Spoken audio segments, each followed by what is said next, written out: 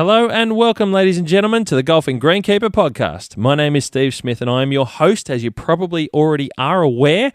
I'm really excited to bring this one to you. It's another episode of Colin Campbell Chemicals, Keeper of the Greens. This one is one you're going to want to hear. We're in the state of New South Wales. This is episode number 70.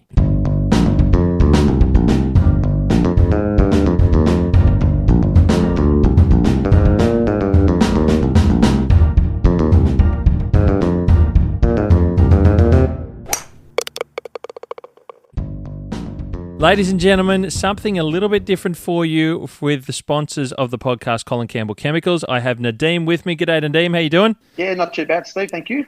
Mate, we are going to be giving our listeners some nuggets of information. We're going to call them Nadeem's Nuggets, mate. Do you like that? I do like that. I'd love to hear the feedback too about that one. I love it. Very good. Now, Nadeem's Nuggets, the idea is we're going to give listeners some information to take away regarding some sports turf management and how Colin Campbell Chemicals can help them do it better. And there's a bit of information coming from you to them. So, mate, let's just crack it open.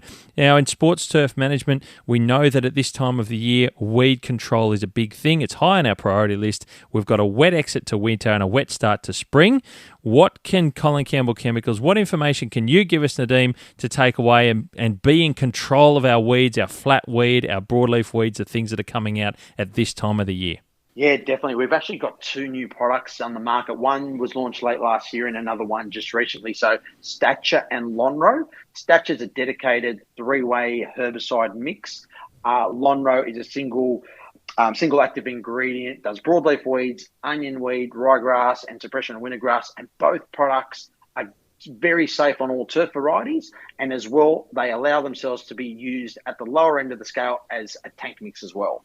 Wow, so we can combine them together to get an even better control in one application, and otherwise they can be used individually for those different types of targeted responses to the weeds that we've got out there, mate. That's fantastic. And mate, where can we get info from? Yeah, just have a look at our website, campbellchemicals.com.au. All the product labels, safety data sheet, and brochures, product brochures are on the website. Fantastic, mate. Thank you, Nadeem, and thank you to Colin Campbell Chemicals. Thank you.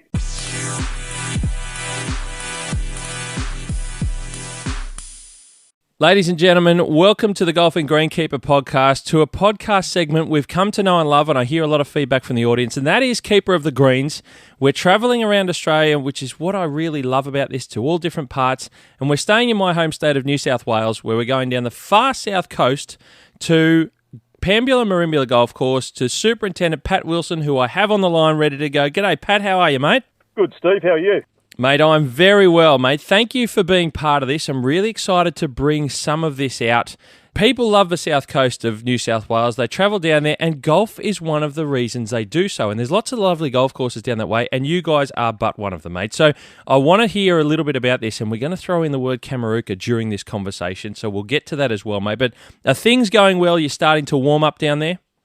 Yeah, it sure is. We're a little bit behind Sydney weather, but at the same time, the warm season grasses are starting to fire back up, and it's been a bit of a challenge over the last 3 or 4 years with drought, bushfires, COVID, all the above.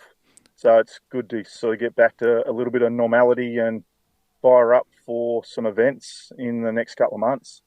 Yeah, absolutely. And like you said, so many challenges. We might touch on the bushfires a little bit later, and that's part of having golf destinations and an isolated, in a sense, a beautiful holiday destination community that is down there at Pambula Merimbula. It's something that they've gone through. It's been very difficult for a lot of the places down the south coast, and hopefully we're starting to see them return. A bit of this comeback. Slowly people are starting to travel now in the post-COVID world of some sort. So I'm looking to hear a little bit about it all, and hopefully that we're starting to see things turn. The wheels are turning, and we can get out there travelling back, mate. Now, I want to start with Steve's Super 7 questions. Are you ready to go? Yes, I am. All right. Number 1, sunrise or sunset? I'm definitely a sunrise. An East Coasty thing, I feel, and sunset is a West Coasty and stuff from Perth. So I'm always intrigued, but it's always good to hear sunrise. Number 2, dogs or no dogs allowed on the golf course, and this necessarily isn't, or it's not necessarily anything to do with where you work or the club's view. I understand it's possibly different to yours. So what are your thoughts, mate? I like the idea of having dogs on a golf course, especially the greenkeeping side of things, but we don't here at Pambula have a dog or don't have dogs on the course. But I am a fan of having dogs on golf courses. There you go, nice. And team mascots, I do hear that around from the guys and girls that work on golf courses. So I think it adds part of the team. It's part of the bringing the team together as well. I think it's all a bit of fun to have that distraction at the same time. Now, course presentation. This one intrigues me. Number 3, stripes or no stripes on fairways? Well, I am a fan of stripes, Steve. But saying that, here at Pambula, we don't have stripes on our fairways. I did stripe up fairways when I first got here, and the reason behind that was to sort of cover up all the imperfections and there. But once the Kikuyu fairways get quite pure, I love no stripes and just let the golf course and the contours do the talking. I find stripes can get a little bit busy at times and sort of take you away from what we should be looking at, as in bunkering and, the contours of the golf course. It can. And as greenkeepers, we love to do everything that we can and then some and bring the best out in the grass. But we need to sometimes just be conscious, don't we? And like you said there, it can draw your eyes away. You can really be over busy with stripes, and it can draw your eyes away from features and other things where it can be too overpowering, too dominant in your eyes, I think, for presentation sometimes. So it's good to hear, mate, your thoughts on that one. Now, number 4, after a golf shot, do you prefer people to put sand down or replace their divot on this one? Yeah, it's a little bit of a grey area. I tell people I like sand, but then at the same time they'll see me stomping a divot in. Here at Pambula, out the back, sort of 9 holes, quite heavy sort of soils. The divot holds together quite well, and you can stomp it back in if you know what you're doing. If you don't know what you're doing, just throw some sand in it. It's a simplest solution, and it always serves well. It does. Now, number 5, your favourite grass variety? Well, cool season grass. I'm a bent grass fan, so it'd have to be bent grass. Simple answer. Bent grass. Yeah. Bent grass. Very good. Very good. Now, number 6, multiple choice. Your favourite bunker style: Kingston Heath, Royal Adelaide, or the Australian in Sydney? Kingston Heath. Kingston Heath. Love it down. Simple answer. It's just a standout, isn't it? It is. Number 7, mate. The final one. Now, this is a big one. If you could visit one golf course anywhere in the world tomorrow, which one would it be for you, Pat? I'm going to say Pebble Beach. Nice. Just as a kid, Pebble Beach, was all over TV, and Augusta obviously was too. But Pebble Beach, always sort of wanted to get there. Travelled around California, but never got to Pebble Beach, and I'm kicking myself now. So I'd love to go back to California, Pebble Beach. Nice. What a good place to finish that one off. Mate, that's Steve Super 7. Thank you for answering those answers in the way you have, because we like to compare with other people and other guests who have been on the podcast, mate. So that's wonderful. Now, look, this is the crux of it. This is what the podcast interview is all about. We want to hear about your story. I want to hear about how you got into greenkeeping and your path to get to where you are today at Pambula, and really sort of understanding what that was for you and how you got there, and the bits and pieces that you love. And then we're going to talk about Pambula and Merimbula itself and some of the bits and pieces there, mate. So can you give us a bit of insight onto how greenkeeping got into your life and how you got into greenkeeping, mate, early on? Was it something through family, or was it your friends, or just by accident? How did it kick off for you, mate, and where did it begin? So I was a young local Pambula lad. And the golf course is in between Pambula and Merimbula. So to get to Merimbula, you've got to drive past the golf course. And it was just a real attraction to the local community. Right. And what I found, I played golf, started golf. Dad introduced me into golf as a young lad. And then once sort of work experience and stuff like that started at school, I tell you, the golf course was the spot to be. Superintendent at the time, Greg Smith, he come down from Penrith Golf Club. Right. And he was here in 88, 89. He sort of started down here. He rebuilt some 9 holes at Pambula Merimbula. And to get work experience at the golf club, especially with another mate, you just had the best time. So you sort of got that information off the guys that were a little bit older than you. My brother, 3 years older than me, done work experience. And I just said, I've got to do work experience at the golf club. So was lucky enough to, be able to do work experience.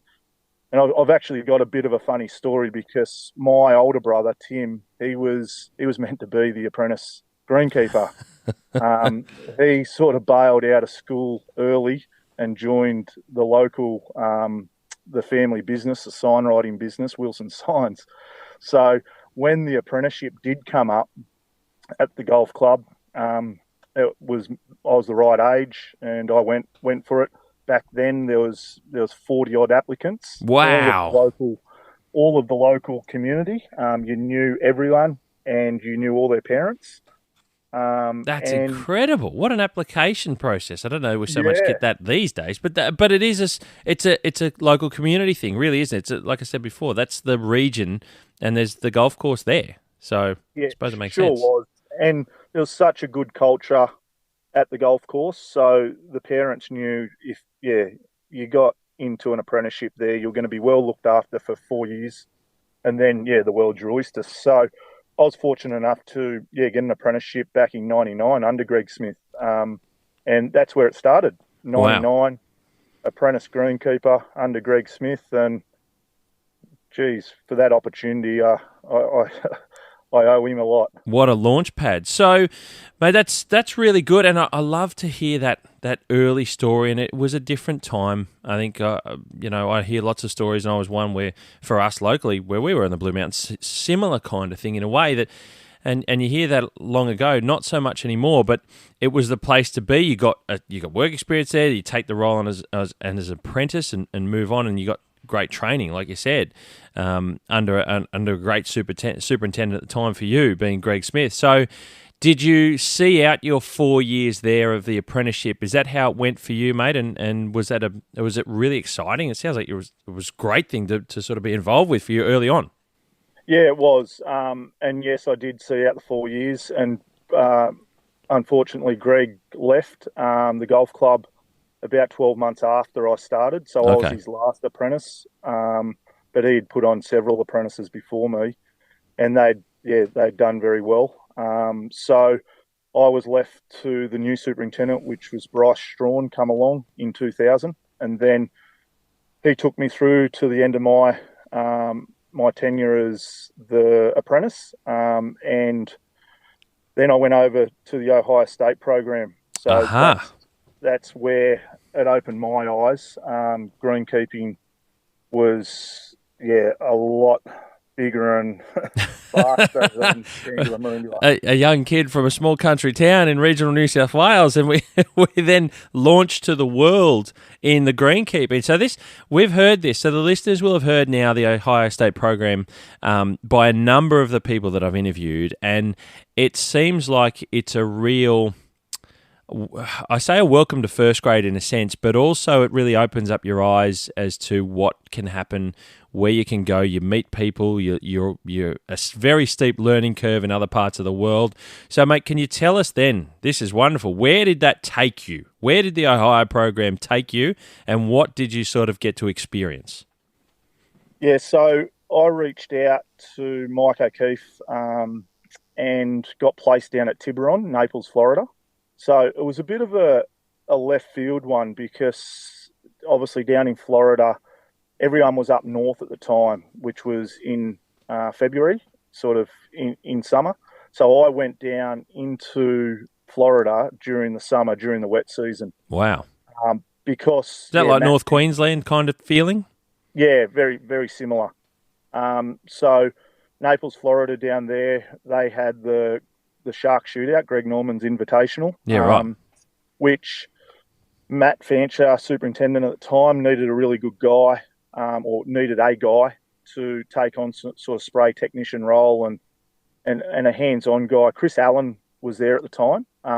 He was an intern at the time, and I think Matt really enjoyed how he operated, and he said, I sort of want another one of these. So Mike O'Keefe put a lot of trust in me coming from Pambula, and going down there, not necessarily to prep for a tournament straight away, Yep. which they usually put you into tournament preparation pretty early. Yep. But I nearly done 12 months before the tournament preparation come around.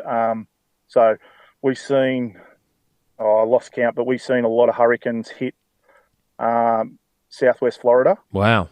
The biggest one was Hurricane Charlie. And yeah, we spent every second weekend cleaning up after hurricanes and actually helping the local community. So that was an eye-opener in itself, but it was just a huge life lesson for me, going from small town of Pambula to Naples, Florida, very ritzy sort of spot in Florida. Right. And, yeah, I had to find my feet. I was living with a guy that was a little bit strange. So I had my own challenges there. And then later on into that internship, 6 months later, I had other interns come for tournament preparation. So then it was a lot more comfortable. I was living with them guys. There was an English guy, another Aussie, a Scottish guy. And that really made me feel a lot more at home, where before I was like I was out in the big bad world. Yeah, right out in the deep end on your own. And then this is a bit more comforting and a little bit more with people similar experiences, and you're always able to talk the stuff outside the work.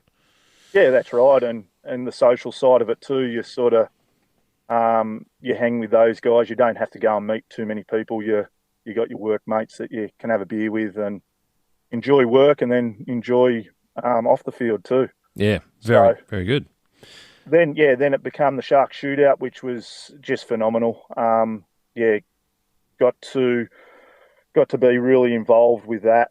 And then after that, I travelled back home for my brother's 18th, but then come back to another posting at Robert Trent Jones Golf Club in Virginia for the President's Cup.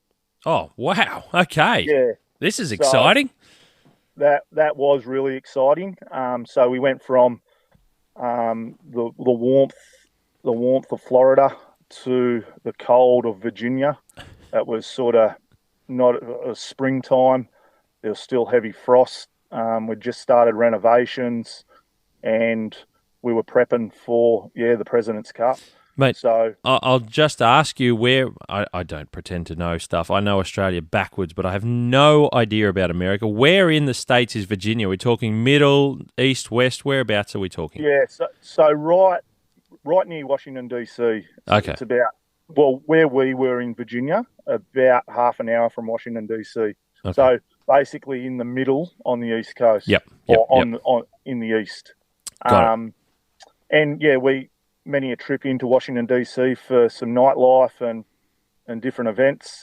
Also into Washington, D.C. to take care of George Bush's green. As you do. Yeah. The day they said, four of us are going into the White House tomorrow to renovate George Bush's green. I said exactly that. What? Yeah, and then some. And so we rocked up, and we had to be dressed well, and we had all the security checks and all that. I took my camera at the time. There was no sort of iPhones or anything like that, so you had to actually take a camera. I took my camera in, and George actually flew in his helicopter when we were there. So all the security come out. Wow. And we had to go sort of behind closed doors. We renovated the green. George Bush's dog come out on the green, and we were playing with the dog, getting photos with the dog, getting photos of the White House sort of behind the gate, so to speak. Also photos of George Bush in the Oval Office, which soon got confiscated off me. The security guard tapped me on the shoulder and said, I'll take that, sir. I'll take that. So that opportunity was just huge. That's to be incredible. Part of that. I just think early on in your career, I mean, you come. I love to follow the path. You kid from Pambula down the South Coast, get into greenkeeping, jump into the Ohio State program upon completion. You're over in the States, doing a few bits and pieces in this new program, meeting new people, working on some incredible golf courses, and then you're in the White House. I mean, That's crazy. Yeah, it was, and even just to get the full behind the scene tour and stand on the media platform where all the presidents stand with the microphone and the photo of that and awesome. stuff like that.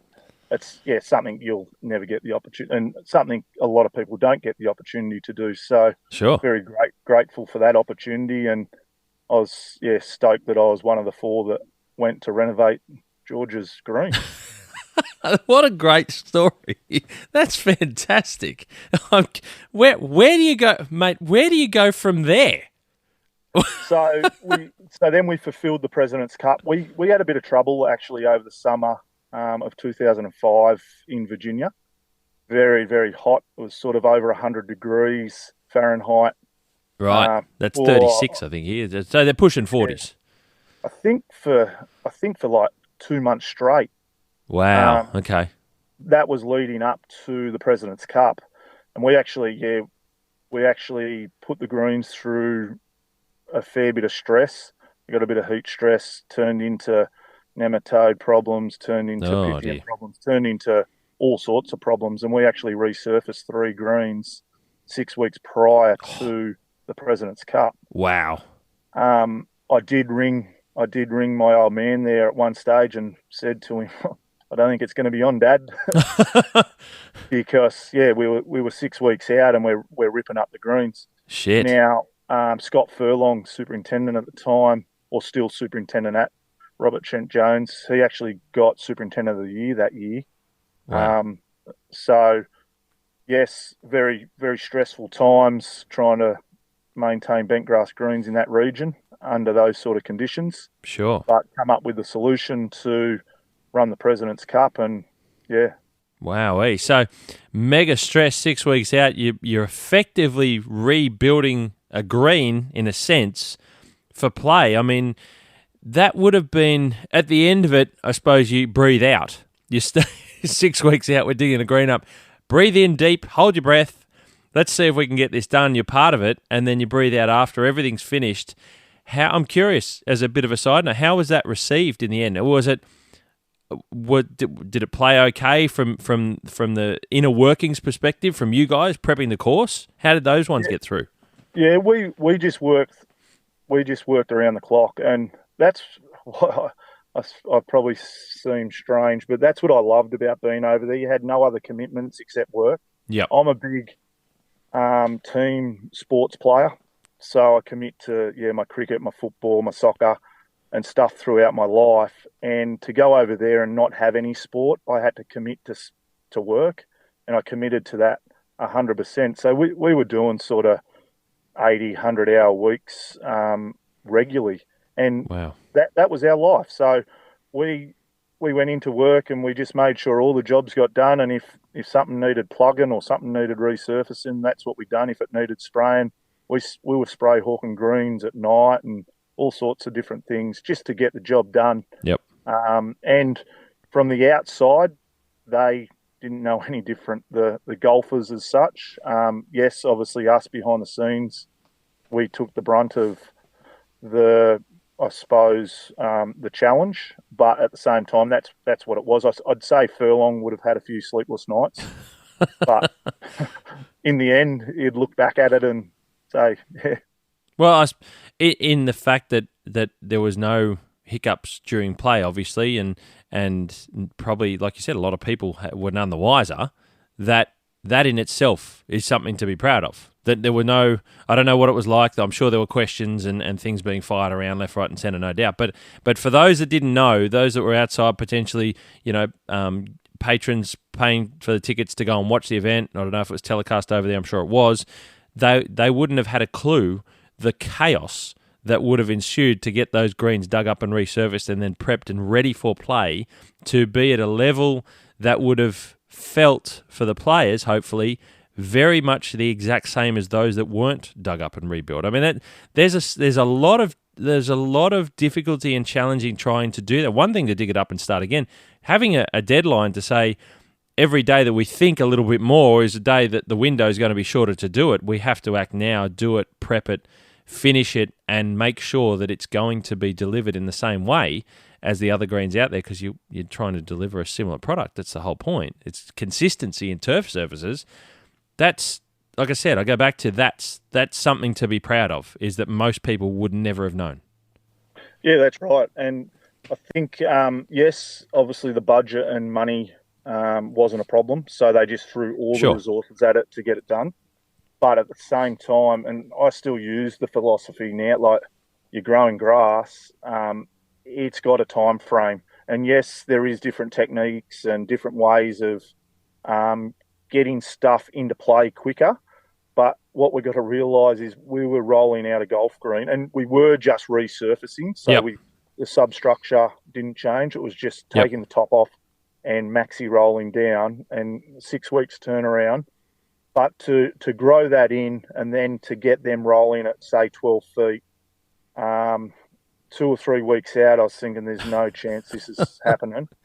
And then the week of, it all come to fruition and happy days. That's amazing. That truly is a remarkable thing. And like you said, the budget didn't matter. Everything, the kitchen sink, the neighbour's sink, and all the sinks in the street were being thrown at it. That is what an incredible work story. I find that quite remarkable. And I'm curious. Yeah, I'll go and find some. Where was it played at? What course? What year? It was in Gainesville. So Robert Trent Jones. Yep. Golf Club, Gainesville, Manassas. And 2000 and what year was it? 2005. 05. I'm curious. Yeah. I'm curious. I'll go and Google it. See what I can find. Interesting stuff, mate. That's a great story. So where to from there? So then I had the opportunity. Robert Trent Jones, very exclusive golf club. Right. Okay. Very high end membership, and I think you've sort of got to be a member of Pebble Beach and member of other clubs to even be a member there. Yeah. Right. It's like the Ferrari thing. You got to own a Ferrari to buy a new one. So, and then they looked after their staff very well and stuff like that. And they actually had a scholarship program that the international interns weren't meant to win or weren't allowed to win. For some reason, I ended up winning the scholarship. Wow. Come along. Here we go, Pat. Well done. Yeah, it's meant to go towards further education and uni or college courses and stuff like that, where I had two options then. I had Mike O'Keefe had teed me up to go to Malaysia to do some sub-air drainage work. Right. So I had that as an option. And then Stephen Britton, who was the assistant at Robert Trent Jones, had worked at Wimbledon 3 or 4 years prior. And he threw that up in the air, and I sort of thought, I don't mind the sounds of that. So I applied with Eddie Seawood over at Wimbledon and was lucky enough to be heading over to London to work at Wimbledon the following April. Wow. So my scholarship was towards the travel and to get over there. So that's incredible.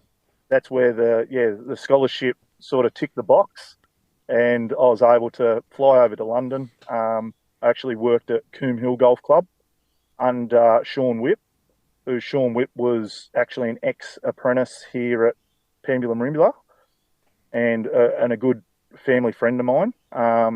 So I knew Sean quite well, and he actually put me on over there just as a greenkeeper through the winter months of Coombe Hill whilst Wimbledon, my contract at Wimbledon started in the April.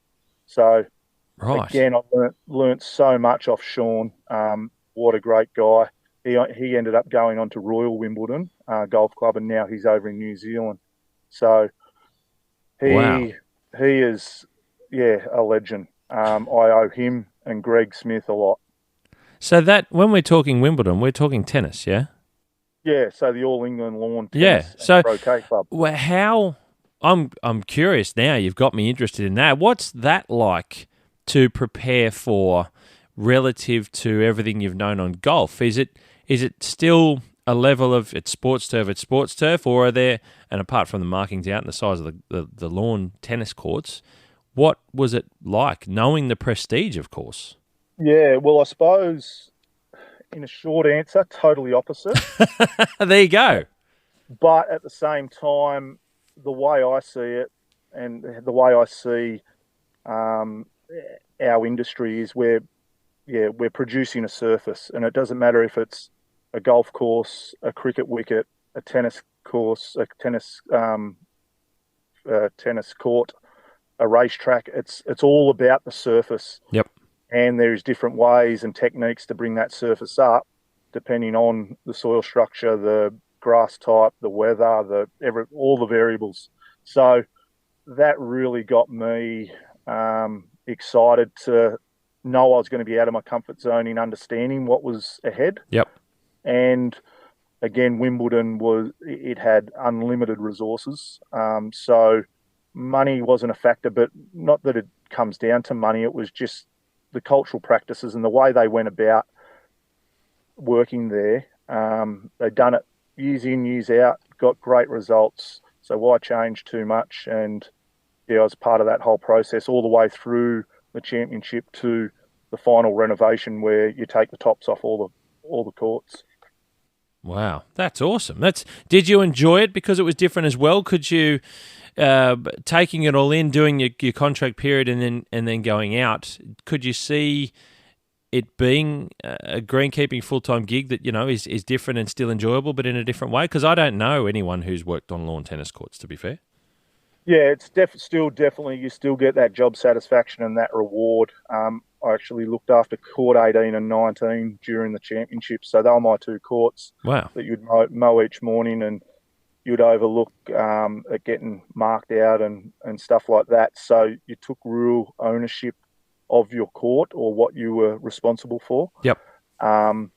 And yeah, what the difference was with Wimbledon compared to other places I've worked, they probably were overstaffed to an extent, where you'd go and cut a couple of courts, and that was pretty much you made sure you done that properly, and that was your day done, so to speak. So where I would find at a lower resourced complex, you'd be mowing 10 or 15 courts, and yep. There'd only be 5 staff instead of 20 staff. So yeah, sure. That makes sense, I suppose. No different to sort of a high-end golf course compared to a lower-end golf course, or a high-end facility to a lower-end facility. Yeah, and like you said, it's whether we're talking cricket ovals, football fields, the higher levels, it just has more staff and more attention. But I suppose the essence of your job is still to deliver the best surface that you can. Like I said, I just find it interesting. Lawn tennis courts, something a little bit different, but at the end of the day, as you said, it's sports turf surfaces, and you're there to do a job and bring the best out in that one, albeit slightly different. But these are all the things that greenkeepers can do, right? This is what I love to talk about, what the industry and getting into the industry does. And lots of people walk different paths and experience many, many turf surfaces throughout their career of greenkeeping. Some don't. Like me, I was just golf. But yeah, it's very good to hear. I think too, results driven. So as we would look back and say, oh, look at Wimbledon, it just runs smoothly and it's what a great gig. Obviously, they've got it dialed in that well that it is a good gig. And yes, there is stressful times and challenges, but because they're so good at what they do, they overcome those. And it's no different to any complex you run. If you've got it dialed in and you're on top of those challenges, it can be looked like it is an easier job than some.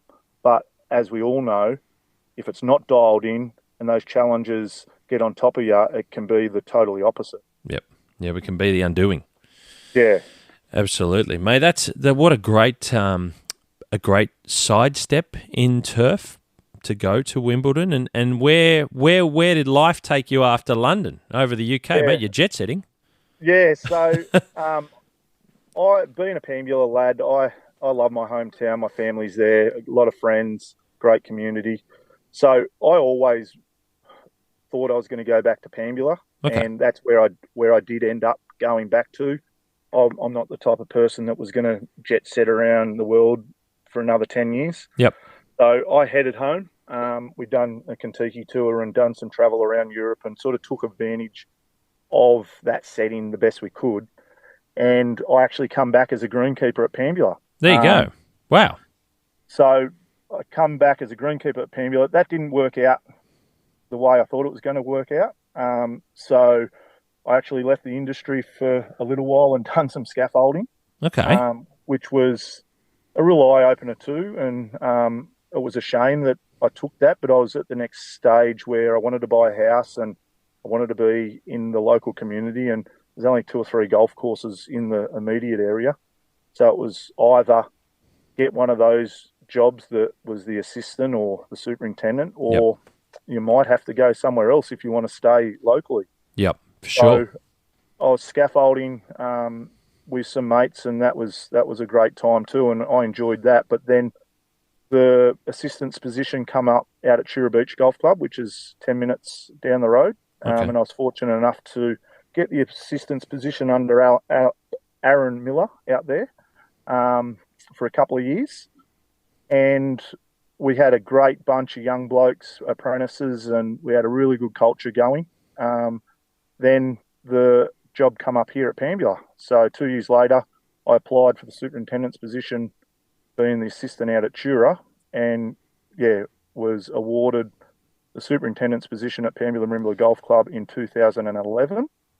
And I haven't looked back since. Wow, that's I love the well done, by the way, in getting the superintendent's role at Pambula.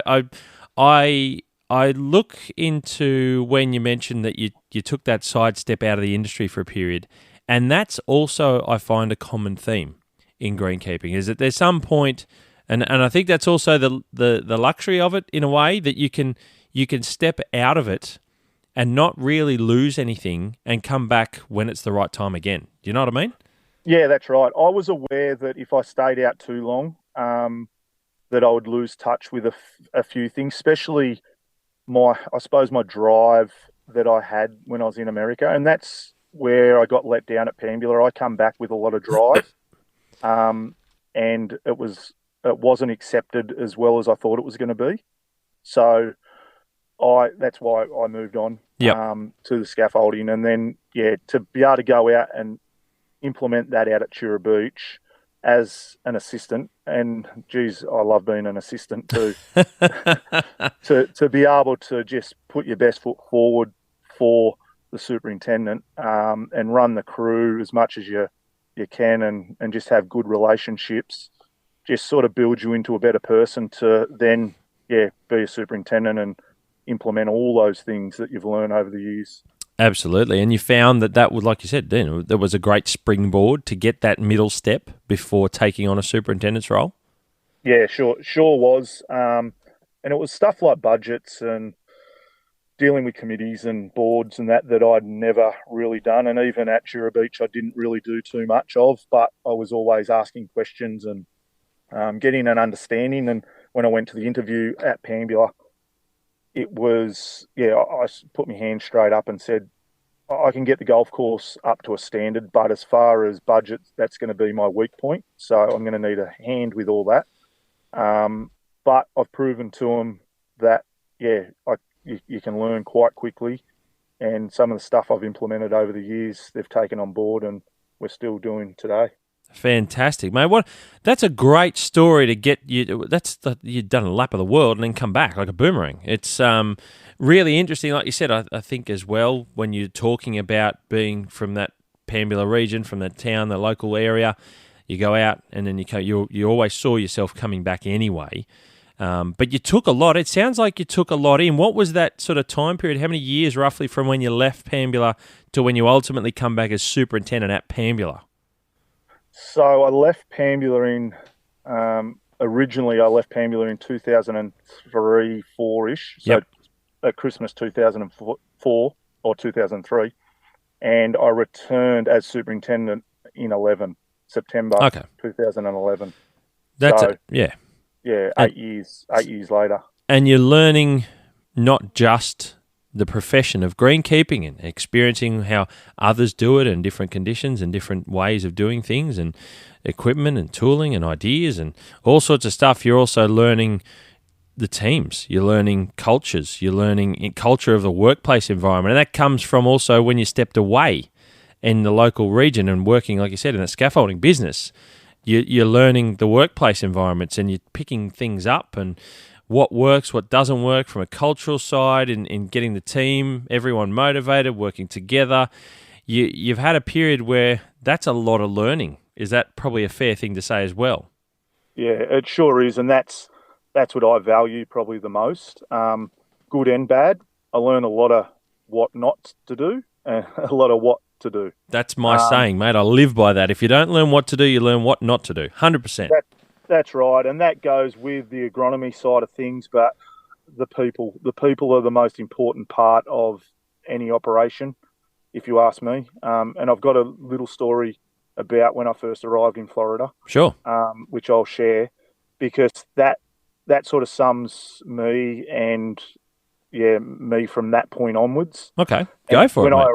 When I arrived at Naples, Florida, and I was getting carted around by one of the assistants, there was a big crew of Mexicans that worked at Tiburon. Okay, and they were all in under the trees and not doing too much, to be fair. Doing a bit of pine straw and stuff like that. It was bloody hot, but yep. So here I am, just got off the plane, and I'm waving to everyone and sort of making myself like this grand entrance, like, "G'day, boys, how are yous?" Part of the team, right? You got to learn, meet people and be included and be part of them. Yeah. And then the assistant turns around and says, "You don't talk to them blokes." And I said, "What?" He goes, "Nah, they're just Mexicans, cheap labour. You don't talk to them." For real? They come in, do their work, and then they go. Anyway, that night, I didn't actually start work until I got my social security stuff organised and all that sort of stuff. So I had about a week and a half before I started work. And I rang my dad back here and had a conversation. I said, I told him about the situation of what the assistant said, and Dad said, "No way, you treat them guys how you want to be treated."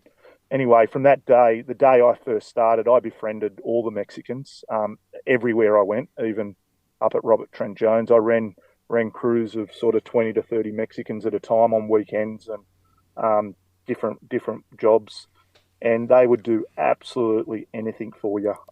You tell them to dig a hole, they'd keep digging until you said stop.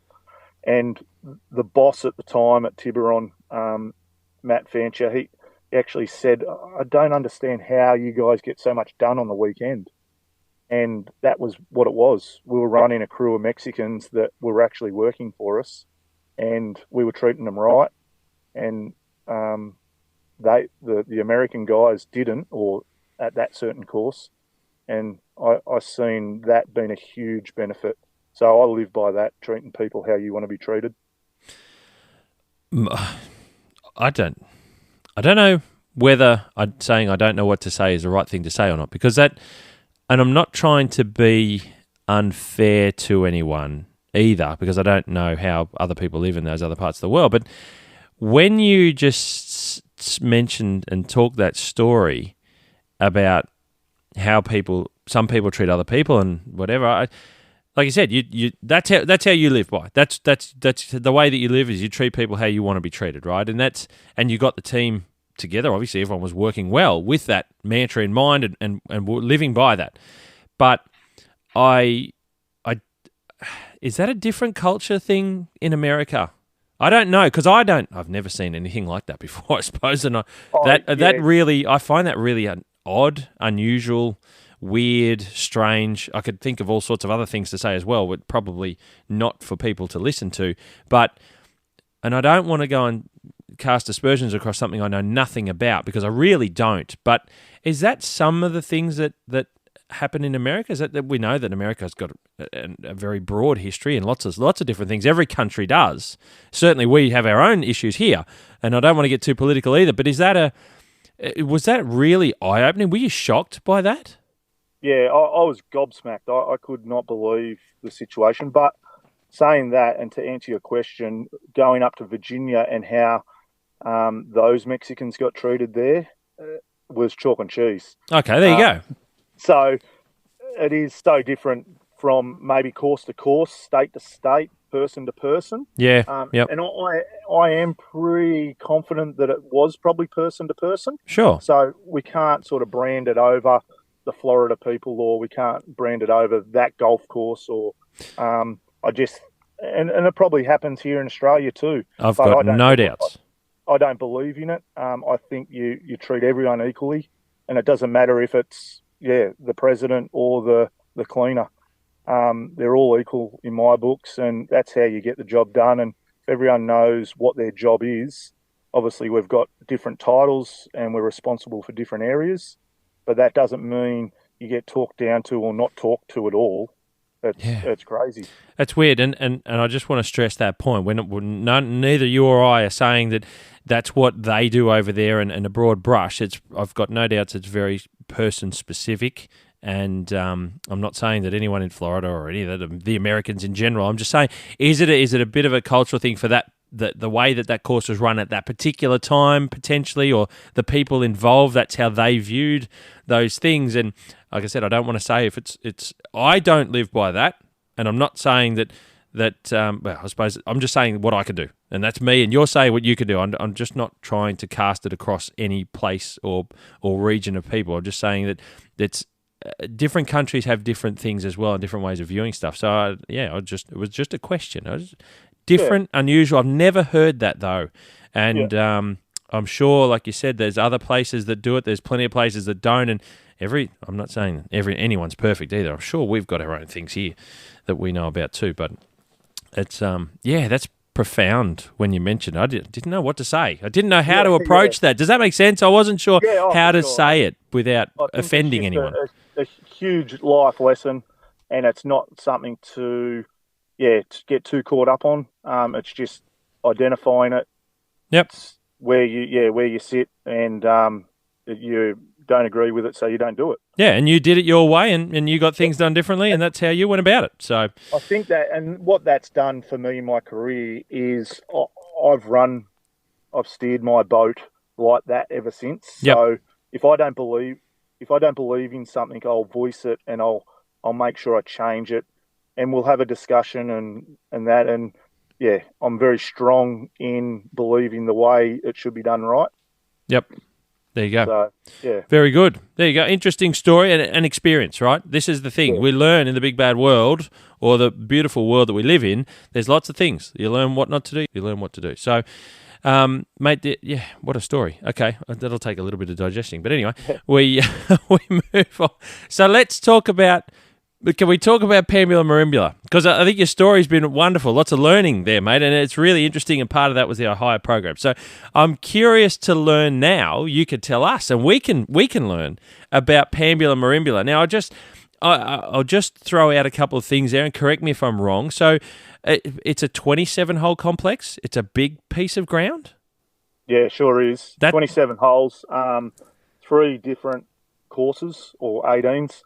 The front nine's very sort of parklandy, with planted trees. The back 18, which is more of a championship sort of length and style, is carved out of the native forest, I suppose. Yep. So it has, it's got its differentials between the nines. Okay. Yeah. So it's sort of closer to Pambula. I noticed it's got the twin. It's like a twin town scenario, isn't it? Pambula and Merimbula. They're 2 separate townships as such. Yeah. Either side of Lake Merimbula, I think. Is that right? It's basically smack bang in the middle. Half the course, if there's a fire on one half of the course, the Merimbula team get called. If there's a fire on the other half, the Pambula team get called. Righto. I'm a Pambula lad, so I use Pambula a lot more than Merimbula. Yep, right. And that's probably why I use Pambula, not Pambula Merimbula all the time. Yeah, I think it's always the first word. Isn't that how you say it, just to keep things simple instead of saying, because it is a mouthful. But it's right next to the airport as well. We can fly in. There are regional trips that you can jump on to get down there quick, smart, and in a hurry, which is also good to know. Like I said, it's a bit of a golf destination. So 27 holes, big course, south side of Lake Merimbula, and Twin Towns, beautiful countryside. You got the Bega Valley, all cheese areas, not too far. It's a great destination. Tell us a bit about the details in Pambula Merimbula and what we're going to experience, because we want to get people to come down there and show and play on the stuff that you're showcasing in this beautiful golf course. What have we got there that we can sort of pick up on? Bent grass greens, I think you might have mentioned before, and what are the fairways like? How do we get our way around? What's the feel like? Yeah, so the golf course isn't this tricked up, designed golf course. It's sort of no designer. Greg Smith designed the back nine, and whoever designed the front 18. Just the members, I suppose, people involved with the club. Yeah, so there's some things here that you don't agree with and some shapes that don't look the best, but it's a very user-friendly golf course, very sort of wide, forgiving fairways, Kikuyu throughout, bent poa greens. We're sort of increasing the population of bent grass through our cultural practices. That's been one of my main aims over the last 11 years, to get some sustainability to the surfaces, so we're not out hand watering and doing too much on a daily basis as far as fungicide applications. And so we're dusting and we're deep watering and low nitrogen inputs and stuff like that to really encourage the bent grass. So we've got a surface that's really tough and ready to stand up to the day, the week, the month, the year. Awesome. So the longest course is 6,200 metres. So off the blues out the back, it can get quite long. There's some strong par fours. That's out there. But then out the front, it's about 5'8", with some sort of little dog legs and a few little par threes and nice big greens. We've got 1.5 hectares of greens, average size sort of 500 to 600 square metres. Yeah, right. That's good. So, you miss your shot, right or left, you're not going to be in too much trouble. And even if you're not on the green, I cut the surrounds down so the golfer can sort of putt up to the pin. Nice. Opposed to sort of being in thick rough. Yep. That's helpful to a lot of different level players, is that they're not challenged by, trying to have to hit it or swing it hard to get out of the rough. They can literally have different shot options to get it up on the green. That's right. And depending on your ability, you use those options. And we get a lot of tourists, and even our membership, they're old, or older than me, and they are higher handicaps. They're probably average of sort of 16 to 18 handicappers. So it would be against what I believe in to make this golf course a gnarly, hard and fast. So, we really set it up for the day's play. Don't get me wrong, we can set it up for championship play and harden those greens up, get them quick, put them off the backs. Yep. And, really toughen it up. But every day sort of course setup is quite mellow. So people come out and enjoy. And my main point with that is just to get the revisit, get that golfer coming, having a good time, shooting a good score, and then coming back and rebooking their trip for next year. And we've got so many people we see week like playing comps each week, and then people that are travelling here each year. And you want them coming back, return visits. That's the whole point. Yeah. Very good. And what size team do you have, mate, to look after 27 holes? What does that entail?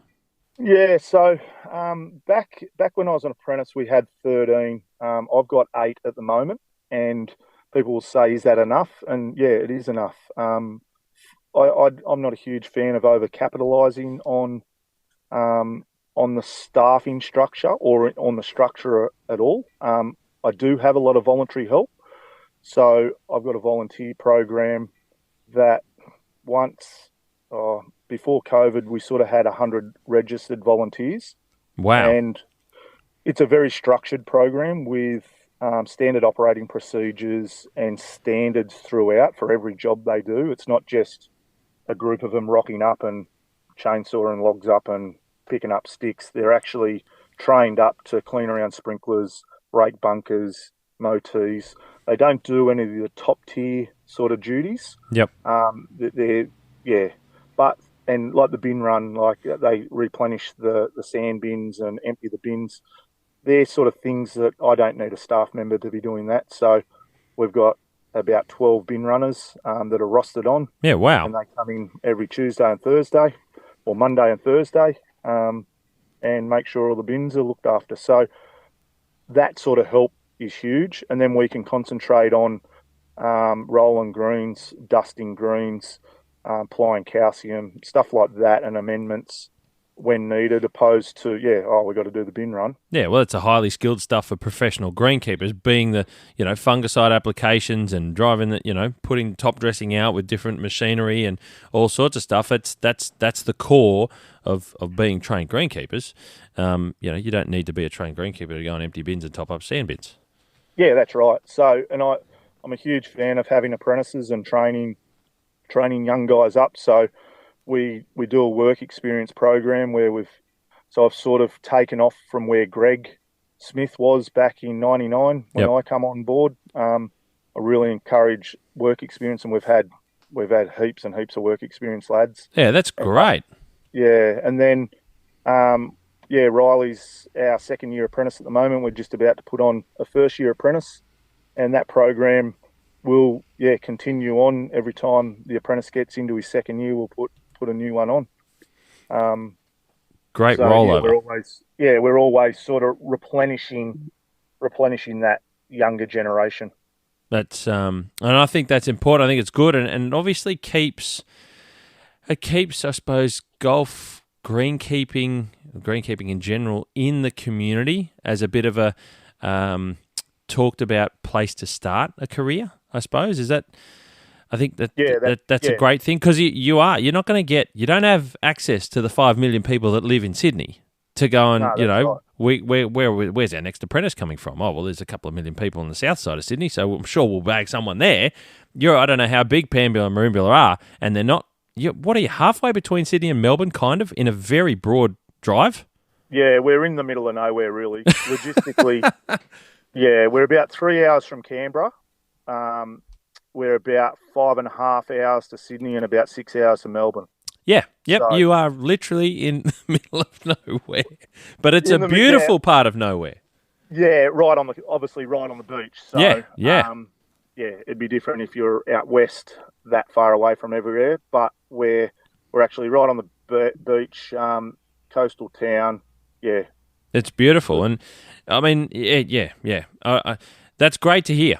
Keeping young people, I suppose, keeping it on their lips as a place to start their working career, whether it be work experience from schools and all that sort of thing, and apprenticeships, and I suppose then they talk. Parents know and parents talk, and where can my children get a start in life, even if it's just a casual job potentially, some of those sorts of different things. Yeah, and we've started that name's back highly regarded now. And I get phone calls all the time from parents and school teachers, and I've got my next 3 apprentices lined up. Well, hey, you know what? That's the best problem a golf club can have. I got to tell you, because we all hear the stories about how there's golf clubs and golf courses that cannot get anyone to apply. So I think, you've done very well in how you've set that up in the community. And that comes back to community, and you're from the area, you know the area, you understand how people talk and communicate. The Bush Telegraph is a wonderful thing as well. Just social communications, and I think you've done very, very well there. So well done on getting all that set up, so it keeps you guys going. You set up the volunteer stuff. Man, this is awesome. I'm loving it. Now, I want to know a little bit more about the golf course, mate. There's the big 9, I suppose, if I call it that way, the more championship length stuff out the back that you mentioned that's been built. What's a lovely part of the golf course that you find when people come to play? Because part of this is learning the golf course and what to experience.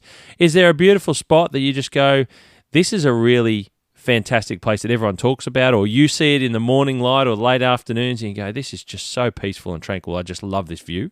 Is there anywhere around the course that stands out for you? Yeah, I've got several spots. I've opened up vistas all over the golf course where you'll sit or stand on a certain tee and you look over your shoulder and you see the lake in the background, and wow, with the sun coming up. But we've got up near the clubhouse, overlooking the 9th green, the chipping green, the 18th green, the 7th green. It's sort of, and then you've got the lake in the background. It's quite magic up there now, where we've removed a lot of the clutter, a lot of the petostrum sort of vegetation. We've created a lot more native areas and a lot more closely mown areas. So it's really neat and tidy. And yeah, you can go up there of a morning and be pretty happy with sitting on the seat up there. And then the other one's probably in between the fifth, where it forks off in between the 15th tee and the 23rd tee. It's a little bit elevated. You're looking down 2 par 5s, one with a double dog leg around a dam, and one with just a slight dog leg, some bunkering. It's pretty magic up there too. Sounds like there's some good points to experience, mate, which is, like I said, it's what I love to expose about the golf course so people can think about that on their way around and maybe even look forward to some of those parts, or even members. Sometimes I find members, they're so used to their way that they play the golf course that they never really stop to take in other points, something that you might have improved, something that's changed, like you said, a few different types of vegetation that's been cleaned up and tidied up. All of a sudden, there's this beautiful location that they didn't experience. They look backwards down a hole. Sometimes I find people don't often do. They only look at the way that they play from tee to green, and when they finish, they don't walk off the putting green and just keep looking to the next tee instead of stopping and looking backwards. And sometimes there's some beautiful views to experience in that way as well. When members don't often stop, I want them to do that more. Yeah, that's right. I think there's more in that. Enjoy the whole experience, not just the game of golf. Yeah, that's part of why we have beautiful golf courses in beautiful locations. And you're there near the lake. I mean, in beautiful setting. I looked at it on Google Earth, and which I love doing, looking at the routing and seeing the holes and where they sit. You don't get an idea of elevation, obviously, but just to get a sense of the location of the golf course, it looks like a magic piece of ground. It's really, what a special part. Yeah, it is. Yeah, and it's got the topography of the golf course.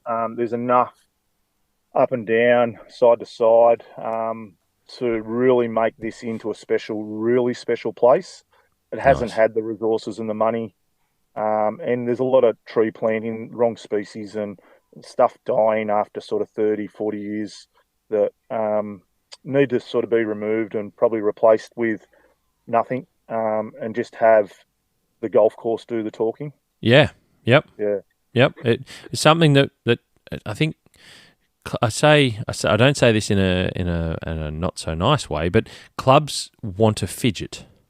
Committees and boards love to fidget, and sometimes that's putting trees in, and then 10 years later they're in the way, or they just really should never have been done in the first place. And it's that always got to be fiddling and fidgeting. They just need to and if you got someone like yourself there that goes, look, this is where we're, this is what I see the vision forward, and whatever types of professionals that they use for that, whether it be sometimes it's designers, architects, sometimes it's superintendents, depending on what they can and can't afford to utilise, and where they see the trust in. If you've got someone like yourself there that it says, look, this is where we want to move to, these are the ideas that we want to start to implement in place, and we're going to get this and we're going to get that out of it. There's no fidgeting. Clubs really have got to understand, in my opinion, it's easier for me to say that now that I don't work at a golf course, less fidgeting. Stop fiddling and meddling with things when you really, all you do is you kind of convolute stuff, and it just takes away, it distracts from what the course already has, is what I find. Yeah, that's right. And I think that comes down to if you've got a superintendent or someone that's willing to hang around and implement that and see that out. Yeah. That really helps too. Yeah. But even going back to 20 years ago, 30 years ago with tree plantings and stuff like that, they didn't really know much different, and that was the style, to tree line the fairways, 3 metres off the fairways with bottle brush and Nikolai and stuff like that, where, there's no way you would do that today. Yeah, I don't think there's any golf course that would do that today. Yeah, and it's no good getting upset about it. You just got to move forward and have that plan, and you might get shifted from left to right a little bit, but as long as you're not sort of taking hard lefts or hard rights, your plan's sort of moving forwards. I think that's the main aim. Yeah, no, that sounds that I totally understand what you're saying, and I hope people listening get that as well. They're starting to get more of an insight into the how to go about having these discussions and conversations at board levels and committee levels, and what sort of questions to ask and what to try and ask for as well to get the right information. So I think that's good. Is there Is there something, mate, for you that, what are you looking for to get out of the course, maybe say over the next 12 months? Is there anything new or anything that you'd like to greatly improve on? What are some of the plans for the golf course moving forward that you want to try and get out of it a little bit more than you have been able to? You're always striving to do something better? Yeah, I'm always striving. Anyone that knows me, I can't sit still. So I'm always striving, and I will sort of go backwards on that question and say what we have done. We've actually replaced or reconstructed all our bunkers. Oh, wow. So with custom bind lining, and that's been a game changer. So the biggest benefit I see out of the bunker lining and them free draining. Yes, the design of the bunkers didn't get blown up, and we didn't do all these gnarly designs, and we solely wanted the bunkers to drain properly and be back in play without too much maintenance. And geez, they've achieved that. But also, we're able to deep water our greens without our bunkers washing out. Yeah, washing out and puddling up and going to mush. Yep. Which I take for granted now, because I know when you've had some wet weather, your bunkers are still wet, and you want to deep water. Other courses, they're putting their bunkers nearly out of play by deep watering, where I live and breathe by my deep watering, especially in the summer. So to sort of go and put a program on greens with the effluent water for sort of 45 minutes to an hour, those bunkers would be absolutely flooded. And with the new bunkers, custom bind lining, it's been a game changer. That's great to hear, because there's a lot of, so you talked about volunteer help and having the staff requirements to maintain the golf course with your team of 8 currently, not having, and there's a lot of investment there from the club. It's not cheap, but to what you're going to save over the next umpteenth years, and you've already worked out how long that's expected to go for, that saving and not having to worry about in the way that you can maintain the greens indifferently without having to worry about water and all that sort of issues that go with those bunkers. That's, talk about game changer, like you said before. I think you might even be understating it, but I don't know how you can appropriately state that. Yeah, so that probably wasn't the biggest game changer. The irrigation system's the biggest game changer, I'd say. Yeah, so we were fortunate enough to put an irrigation system in 5 years ago. And again, we aren't flush with cash, but at the same time, we know what our priorities are, and we know what we had to spend, what little money we did have, and what on. So with some assistance from the government, but also the bunkers and the irrigation system, assistance from the members. It's mind-blowing over my 11 years here how much money has been donated to this golf course to improve it. Wow. With the bunkers alone, there was a guy that chipped in a lot of money to get the second stage completed. Very grateful for that donation. And then we had a lot of members donate and make up the shortfall of the irrigation system, which was a $1.2 million job back 5 years ago. And I had earmarked that the pump shed was our weakest link then, once we'd done the irrigation system.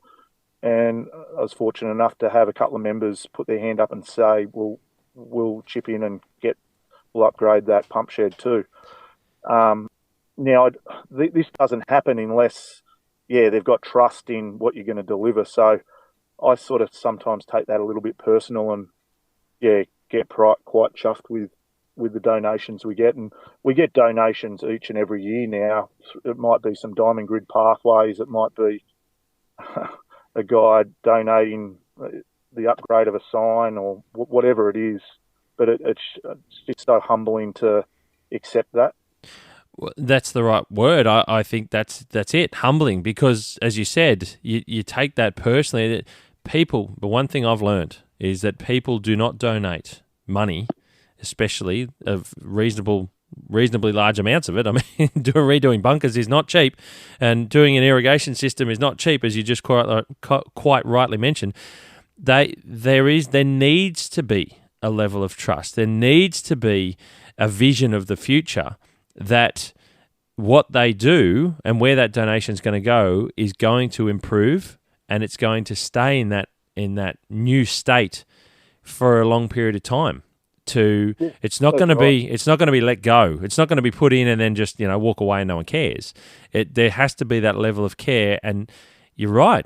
Coming from the superintendent is one key part of it. Knowing that the team that are looking after it are committed and they're passionate about it as well. The club is obviously committed and passionate, and it's driven well. Everyone's happy with all that too.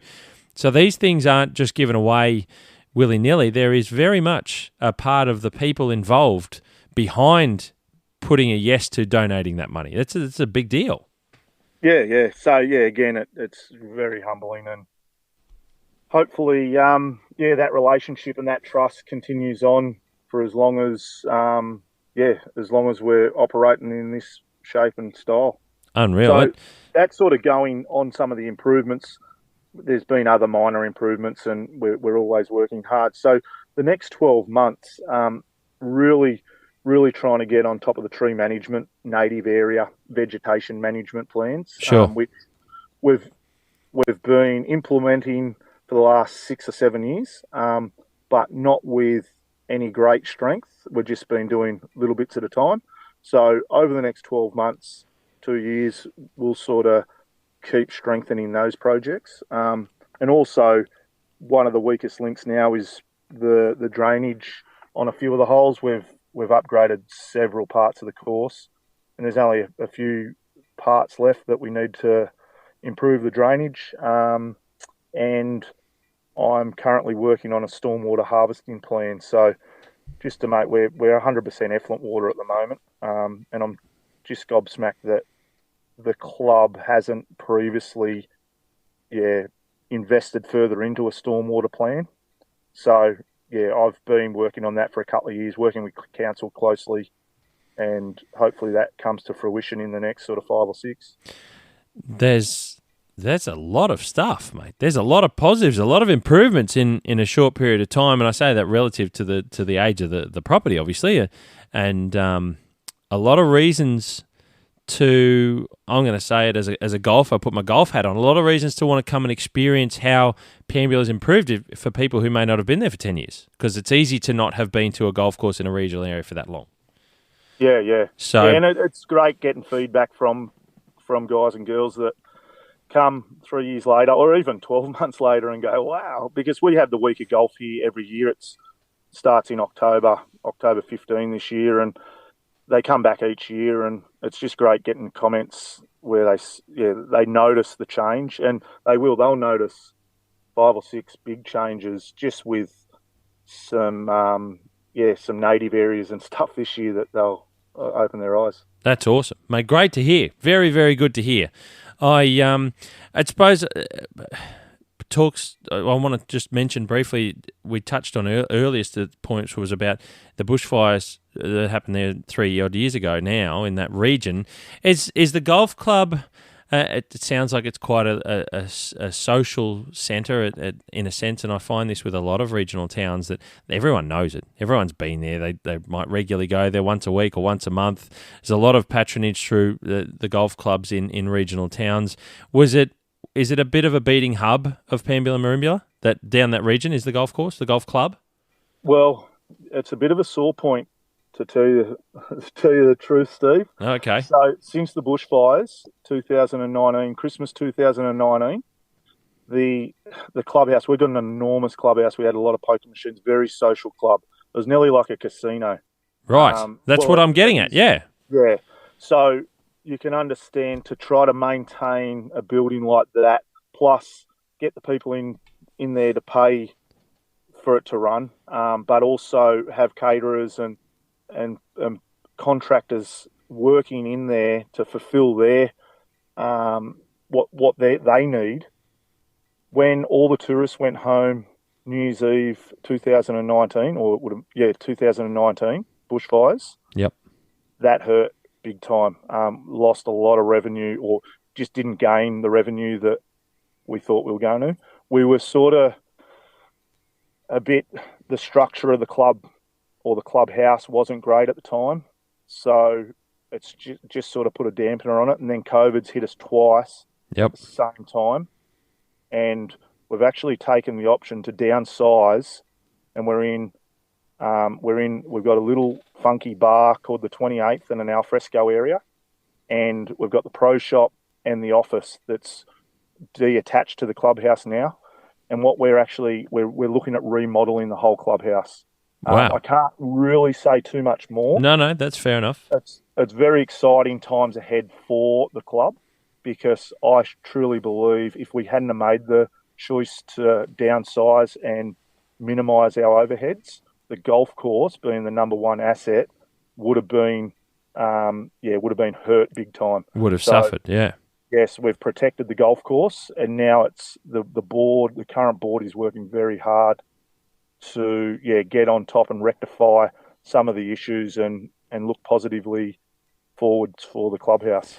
Is that, and it's directly related to the bush, because we know anyone who's had an interest in regional areas knows, especially that South Coast, and there are some other parts of Australia certainly, even up the North Coast as well, that people didn't go back. And then we had COVID, and then some people forget even about those places again. So they don't even, it's not on their radar.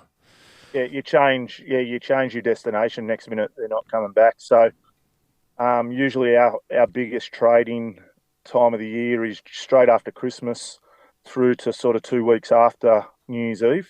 Right. And on New Year's Eve, we were actually on the balcony drinking some beers, and the whole town was like, it swells to say 50,000 people. 40,000 people had to go home. Yep. It was apparently it took like 8 hours to drive an hour. Yeah, and it's single down to Victoria. Single lane highways, not a lot of overtaking areas. That's just a lot of people moving all at once. And it was complete devastation anyways, and thankfully as many people got out, I suppose, as we know that there's stories of those that were trapped as well. But it's for economically for the region, I suppose, hearing about this 3 years on, being an outsider, probably don't realise the level of hurt for economically for some of these communities. We in the city, we just sit there and go, okay, well, that was 3 years ago. So clearly they've turned a corner. We've turned a corner. So everyone's turned a corner. But it doesn't happen like that, does it? No, it doesn't. And it's a bit of a blessing in disguise to have to now restructure the way we operate. Sure. And be more sustainable into the future. And we're in a positive position now, and the golf course is in good condition. We've got the offerings of a nice bar in our fresco area there. It's great to sit up there and have a beer, and a lot of tradies and a lot of golfers come and enjoy the golf course and beers. And we can get food vans in and have events which we run. So, we haven't really taken much away apart from that casino sort of vibe. Yep. But the reason you're travelling there is you're not going there, you're not travelling as a holiday destination down to Pambula Merimbula to go to the clubhouse. This is my thing, right? These are golf courses to play. I want to tell people to go and play the golf course. That's the real highlight. It's not about the other stuff around the edges, which is nice when it's there, and when it's not there at the same time, it's not that big a deal that it isn't. I went to St Andrews Beach, and I thought there was going to be this big clubhouse down the Mornington Peninsula. I got there as a shed. I had no idea at all. I was like, why is that shipping container there? And that's what worked for them at a period in time, right? Until they get to the point where they want to do whatever they want to do. I have no idea their business model, but the golf course is what you travel there for. When we're talking about Pambula down at down at the South Coast of New South Wales, there's things going on that people are obviously going to see, no doubt, when they come. But it's the golf course that you're going there for. So I want to tell people to go there to experience the golf course, support the golf club by playing the golf course, talking to the local people. You might stay down there and play a few different courses, and you might play some of them a couple of times. You might come back in 6 months because you loved it so much. That's what I'm saying. Is there's no reason to stay away or forget about these holiday destinations that you might have been to once or twice. Go back there now and go and re-experience what it is, because never before have people needed you more than now as business, as tourist destinations. Yeah. So and I think to sum up Pambula Merimbula Golf Club or golf course, it's probably a metro condition golf course in the country. There you go. And we get that a lot where people say, oh, wow, the condition's great. Yeah, layout and all that might be ordinary, or just above par, but Yep. the condition in general and the price is very affordable. So, yeah, people can come back. I always find if someone's coming here for a week, they can come and play golf for a couple of 2 or 3 times. It's not like, I can only afford to come and play once. They get either a weekly ticket or they'll come back and pay green fees a couple of times and play a couple of times because of the pricing structure. Yep. And, Yeah. mate, that's what I love to tell. But this is about telling people as much as, like I said, the greenkeeping stories and the golf courses, but also to remind people that these golf courses are worth visiting. These golf courses are worth experiencing, and you're going to enjoy yourself greatly. And they're little holiday destinations. So you can go down with a family, or you can go down with your partner, whatever it is that your arrangement is. You can go down there and enjoy golf, but also it's a great place to visit. So, mate, I want to make sure that we get that out to people, that you guys are there. People can access it. It's public access, and they can get down there and play golf for reasonable value. So that's great to hear. Mate, one last final thing I want to touch on, and I did say it at the very beginning, and we'll make it brief, but Kamarooka Golf Course, the lost golf course up in the Upper Bega Valley there, Candelo, Kamarooka region. This is a pretty impressive find locally down that south part of New South Wales. What are your thoughts? Yeah, well, my original thoughts, so I've known Kamarooka Golf Course forever. Dad used to play out there. We used to play cricket across the road. And okay, so not so lost for you. No, so Kamarooka Golf Club was just this little golf course out there with sand greens, and thought nothing of it. It wasn't until, I think 2 years ago, a guy by the name of Paul Carter reached out to me. I was playing golf in the Wednesday comp, and he said he wanted to meet up with me. He was holidayed here, and he was a member here at Pambula Merimbula. So we met up for a coffee, and he said, "What do you know about Kamarooka?" I told him what I knew and didn't think much of the course. Then he said, "I'll have you know, young chap, the history of this golf course." So I was sort of thinking, yeah, all right. So when he started uncovering the history of the course, it sort of, my ears pricked up and thought, oh, maybe there is something that's worthwhile out there. It wasn't until Harley Cruz and Adrian Logue visited 2 months or a month later, and we went out onto the property and we started discussing, the historical Kamarooka Golf Club. And wow, I'm lost for words. I'm not a historian sort of guy, but now I am, especially in the golf course sense. I sort of like to live in the moment and look forwards and not look back too much. But now uncovering Kamarooka, and it's such a gem because no money was actually put towards it to change it. So it's in its original layout since 1915. So it possibly could be one of, if not the oldest original 9-hole golf courses in Australia. And Paul Carter wants to bring it back to life. Now the current owner, Barry Moffat, he's a local cowcocky here. He's got Oakland's Barn, and he runs pretty big business, and he owns Kamarooka. It's a huge estate, got cattle, and it's got a lot of history with cricket grounds and shearing sheds, butcheries, and all sorts of hostels and stuff like that. And Paul Carter's in the negotiation stage to try and to get Kamarooka heritage listed, so it doesn't get bulldozed more or less, because it's in its original state. To uncover it, a bit of drainage, scrape back the overgrown love grass, and all the contours are still there, all the bunkering's still there. It's just about shaping it all back out and refurbishing. It's a refurbish project, but until it's a project, it's not a project. Sure. So I've sort of worked along Paul Carter to help him understand the greenkeeping side of it. Harley Cruz has been on the architectural side of it, Adrian Logue on sort of golf side of it. And we've sort of all come together to try to make the awareness out there. And I know that Paul done a very, very good podcast with yourself, Steve, and that was very well received from the whole community here. And I just hope it hope it goes ahead. Well, a little bit like you said, mate. Thank you. It's the podcast with Paul. For anyone who hasn't listened, it was a couple of episodes ago. The Kamarooka story. It's quite incredible.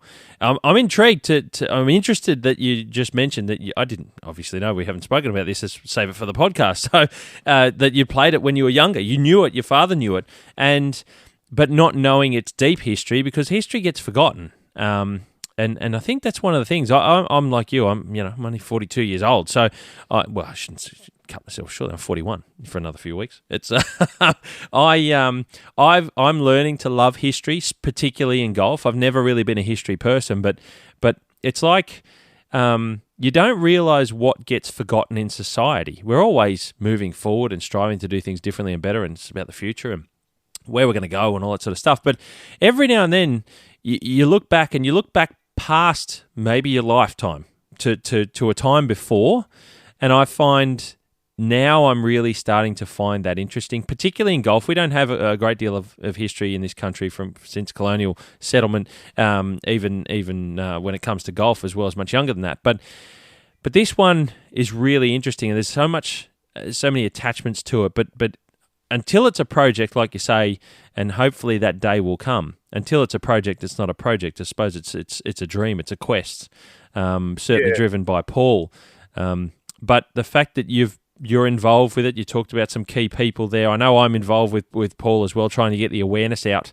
So I make that known as well when talking to people. But the fact that for me, understand that the local region, the local climate, the local environments. That's a key to understanding how to bring out a golf course like that, if indeed that day comes. So when I heard that, when we were talking, we've spoken about that very briefly, but I didn't know you knew the course previously. I thought this is a great thing as well. It's engaging the local community, which I know is a big thing about Kamarooka. It's all about the local community with the Kamarooka story in general.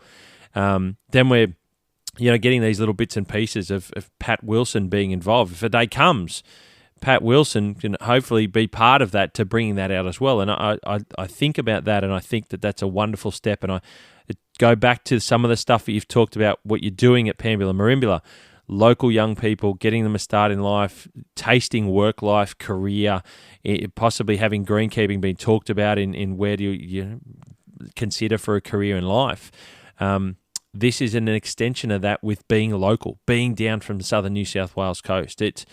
I think all that's fascinating, and I'm really intrigued to be part of it, mate. So I just wanted to hear some of your thoughts. I wanted you to express that to the audience as well, what Kamarooka means locally, because I think we from outside have no idea what it means, that it could be brought back out, and it's a wonderful local area.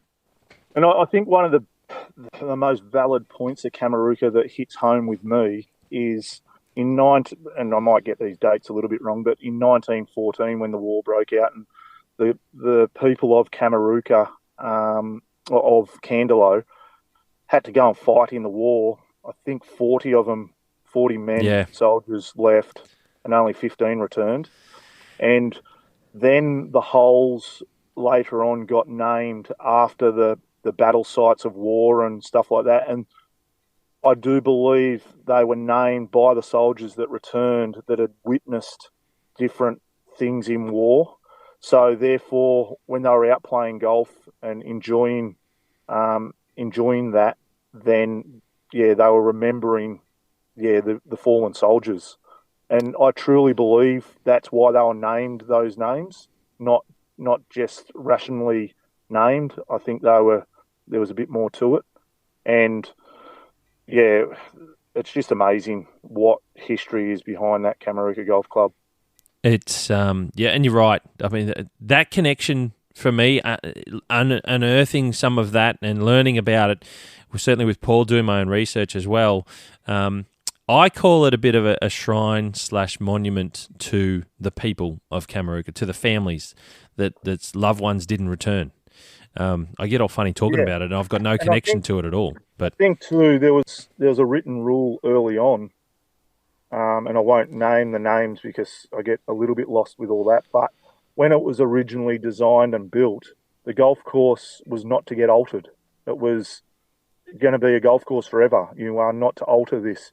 And that's why I think Barry Moffat, the new owner of Kamarooka, he should really honour that. And Paul Carter's more than happy to put his own money. He's not relying on government funding or anything. He's willing to put all his own funding into refurbishing and bringing Kamarooka back. And it's something that was put in place a long, long time ago. So I think that should be honoured.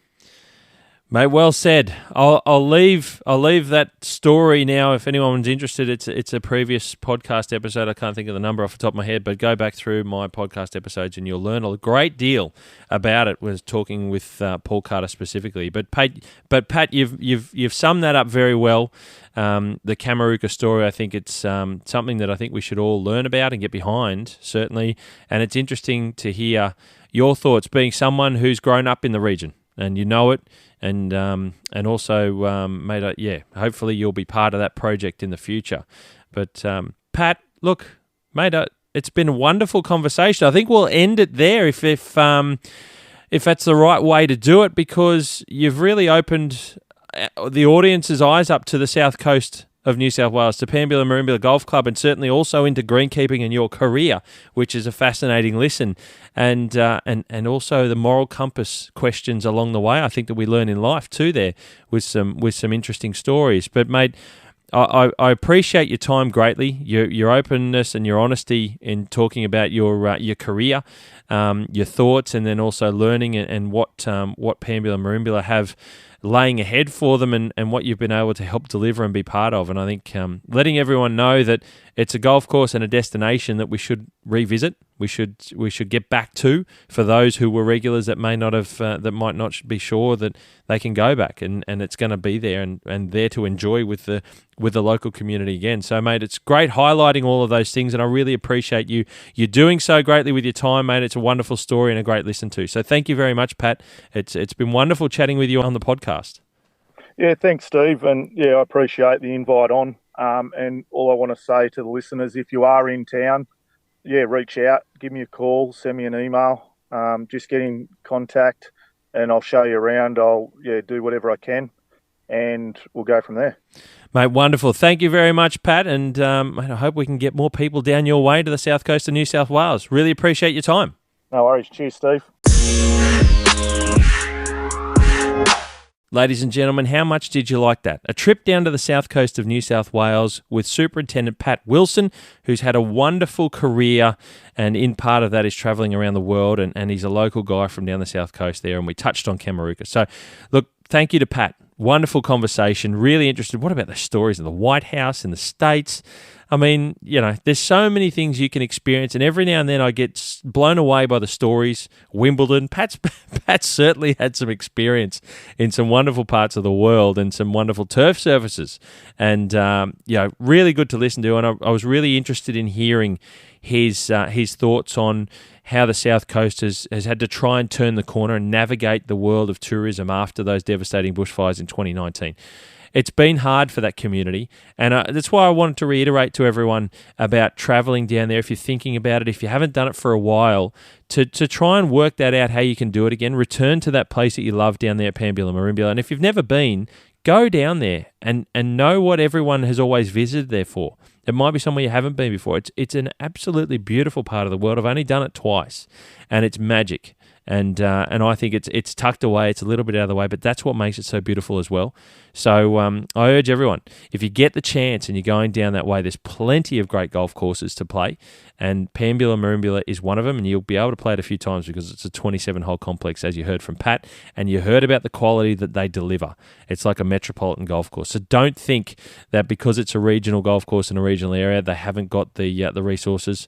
They've stepped up the quality of the golf course in improvements as well, in infrastructure and the like. So you're going to have a great experience down there, and I want you to put that on your list, ladies and gentlemen. So please do so and think about how you might get down there for a visit for a game of golf.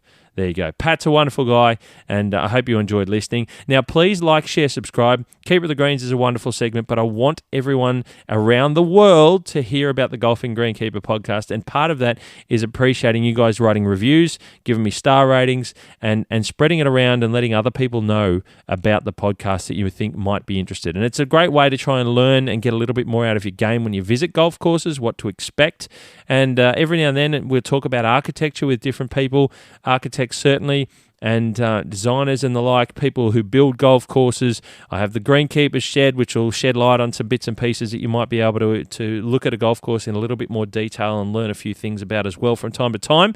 So there's lots to take in, and I keep trying to bring it to you week in, week out, ladies and gentlemen, so there's plenty for you to take in and learn and experience along the way, and enjoy some good conversations as well. But for me, it's all about learning, passing on knowledge so that you can take it all in. On that note, I will say thank you very much for listening, and appreciate the podcast listens and downloads and reviews from all you guys out there listening. And thank you to Colin Campbell Chemicals. Don't forget to check out them as the sponsor of this podcast segment at campbellchemicals.com.au, where they can certainly help you out looking after your turf surfaces on a golf course, and they can help you with answering any of your questions you've got there with any of the products that they have on offer. So don't forget to check them out. Get in touch with Nadeem. You've heard from Nadeem in the podcast earlier on, something a little bit different as well for you to take away, and he'll be able to help you out however they can. They're very good at what they do, and Nadeem is fantastic at it, and he'll help you along the way. So don't forget campbellchemicals.com.au. As I say, ladies and gentlemen, once again, you hit them clean, we'll keep them green. Catch up with you next week.